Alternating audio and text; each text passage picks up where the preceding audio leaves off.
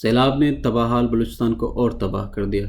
زندگی مفلوج ہو گئی ہے، سینکڑوں لوگوں کی موت اور کئی خاندان بے گھر ہو گئے ہیں۔ سرکاری اعداد و شمار کے مطابق بلوچستان میں سیلاب سے ہونے والے اموات کی تعداد 281 تک پہنچ گئی ہے، جس میں 133 مرد، 164 عورتیں اور 84 بچے شامل تھے، اور تقریباً 65,000 گھر پانی میں بہہ گئے۔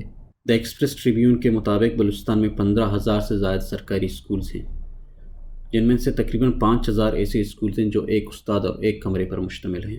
ابھی سیلاب نے 3,000 سے زائد اسکول تباہ کر دیے ہیں اور تقریباً 3,80,000 طلباء تعلیم سے محروم ہو گئے ہیں۔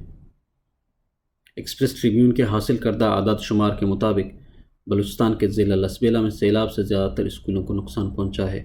سرکاری ریکارڈ کے مطابق ضلع میں کل 321 اسکولوں کو نقصان پہنچا ہے۔ اسی طرح کوئٹہ میں 204 اسکولوں کو نقصان پہنچا ہے۔ بنیادی تعلیم تک رسائی کے حوالے سے اعداد و شمار سیلاب سے پہلے بھی تسلی بخش نہیں تھے۔ بلوچستان میں تقریباً 78% لڑکیاں اور 68% لڑکے اسکول سے باہر ہیں۔ یاد رہے یہ سیلاب سے پہلے کے اعداد و شمار ہیں، سیلاب کے بعد یہ نمبرز کافی بڑھ جاتے ہیں۔ ایک اندازے کے مطابق بلوچستان کے متاثرہ علاقوں میں روزی روٹی کمانے کی وجہ سے بچے کئی عرصے تک اسکول سے باہر ہوں گے اور چائلڈ لیبرز کی تعداد نئی سطح پر پہنچ جاتی ہے۔ اب سوال یہ ہے کہ بلوچستان سرکار کے پاس کیا پلان ہے اس تعلیمی بحران سے نمٹنے کے لیے؟ آپ دیکھ رہے ہیں ڈی ٹاکس، میں ہوں مرید اسکری۔